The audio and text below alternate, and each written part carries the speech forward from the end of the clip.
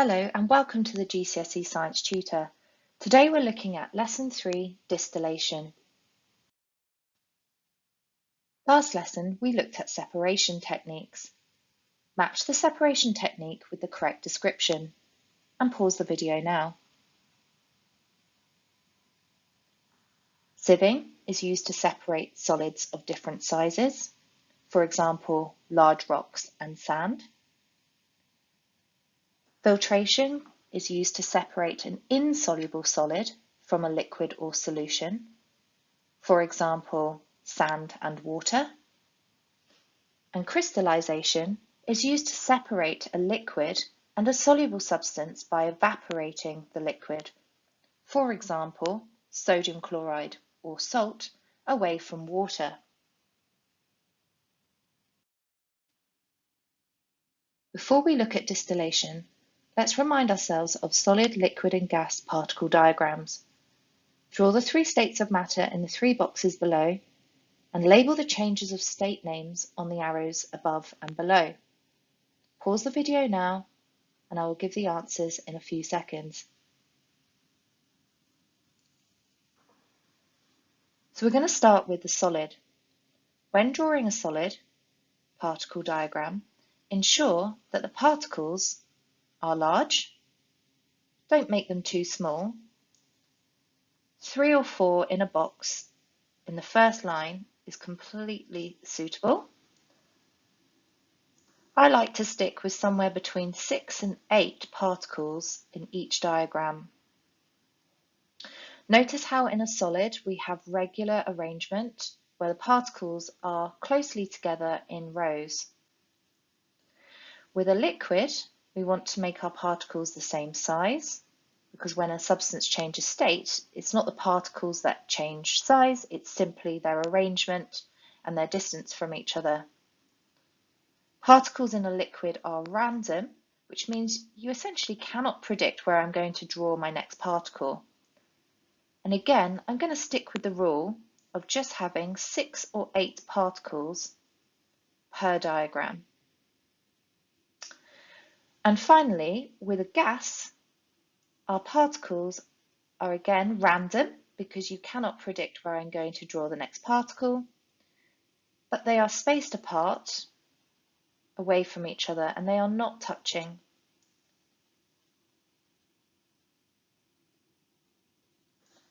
We have a solid, liquid and gas. A solid changing to a liquid is called melting. A liquid to a gas, boiling or evaporating. Evaporating is when a liquid turns into a gas at the surface of a liquid. Gas to liquid is called condensing, which is where the term condensation comes from, when you see a gas condensing on a mirror or a window to form droplets and liquid water. And a liquid to a solid is freezing.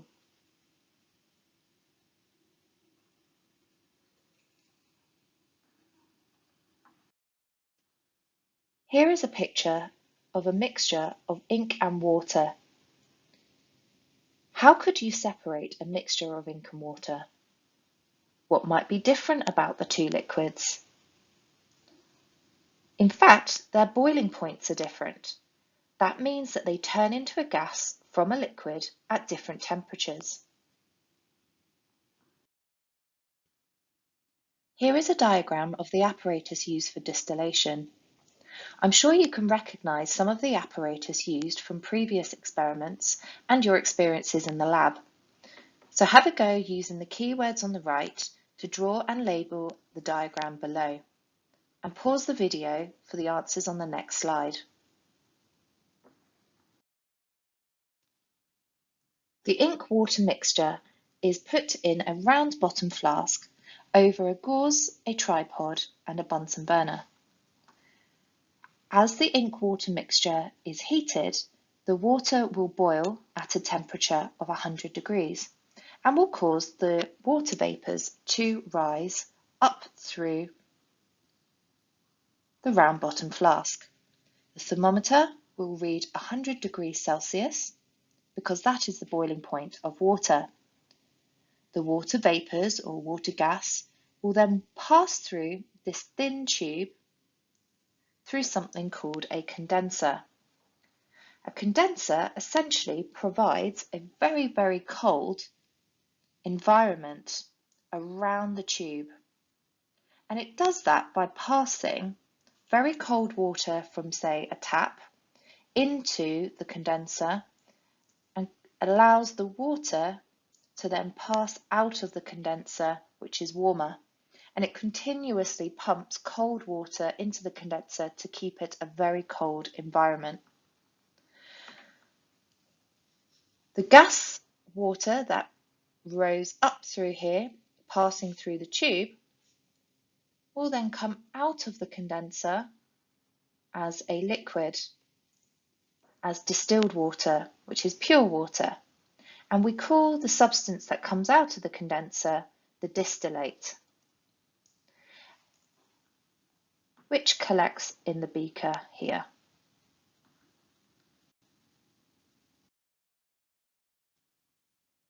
Here is another example of distillation being carried out, being used to separate methanol from water which has been dyed blue. So you'll see here that in the round bottom flask, the methanol has been added to the blue water.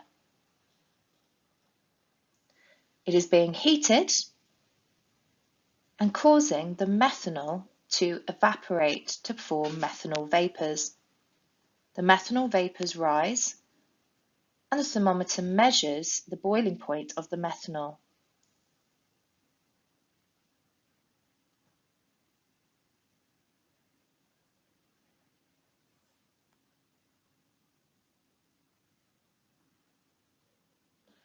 The methanol vapours then pass through the condenser, which is the cold tube, causing the methanol gas to condense back into a liquid and collect in another round bottom flask on the other side.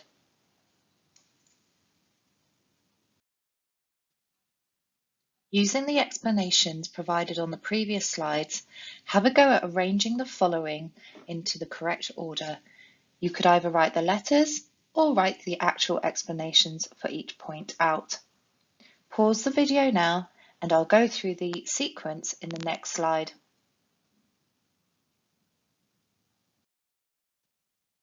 Here is the correct order. E, the mixture of ink and water is put into the flask. B, the mixture is heated. A, the water evaporates and forms steam or gas water, and the ink has a higher boiling point, so does not evaporate at this low temperature. F, the steam or gas water goes into the condenser. D, the cold water flowing around the outside of the condenser cools the steam or the gas water to change it into liquid water. And finally, C, the liquid water runs into the beaker.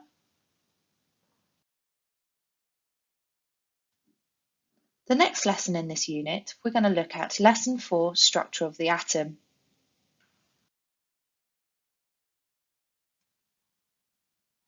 Thank you for listening to the GCSE Science Tutor.